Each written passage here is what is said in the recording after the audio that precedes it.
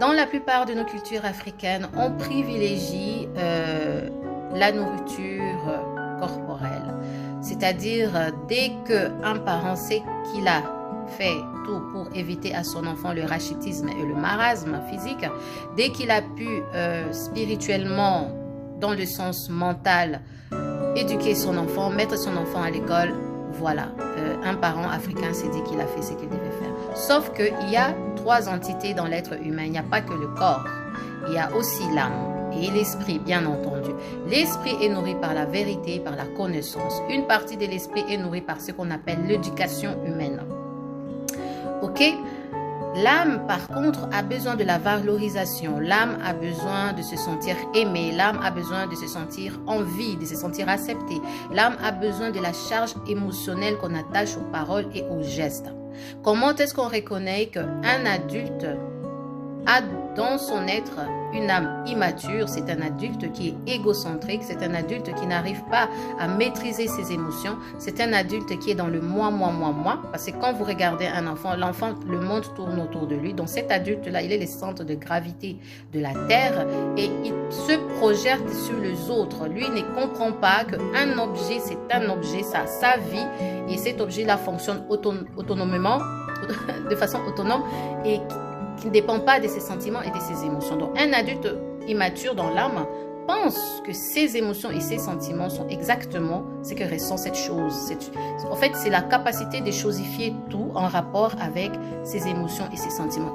Exactement comme un enfant. Parce que ma fille pense que sa Barbie a ses émotions. Quand vous observez un enfant qui est en train de jouer avec ce jouet, il projette ses sentiments, il projette ses émotions dans ce jouet. C'est ainsi que l'enfant arrive à s'identifier avec le jouet. Alors moi, je dis que ce n'est pas la société ou les choses qui nous entourent qui fait l'individu. C'est l'individu qui fait la société. Et comment arriver à faire une société équilibrée quand déjà on est en déséquilibre avec les nourritures de nos 3 entités? Voici la question. Et il est très facile de reconnaître, comme j'ai dit, un adulte immature. Vous voyez, il est dans la jalousie, il est dans les calomnies, il est dans les choses futiles. Franchement, des choses qui... Vous voyez l'enfant, un enfant va voir un objet avec son ami et il va vouloir cet objet, il va vouloir s'en accaparer. Vous voyez, c'est cette avidité, cette possession, c'est l'âme. C'est une âme qui n'a pas été assez nourrie. Et franchement, il y en a beaucoup qui souffrent du marasme émotionnel. Et pour moi, Brigitte, pour changer les choses, il faut commencer à la base. J'aime beaucoup l'éducation. L'éducation a une place vraiment privilégiée dans ma vie parce que je me dis que c'est à partir de la base qu'on touche, qu'on change une société.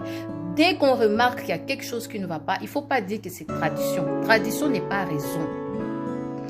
Si, tradition n'est pas raison. Ce n'est pas parce que quelque chose s'est fait de génération en génération que ça rend cette chose-là vraie.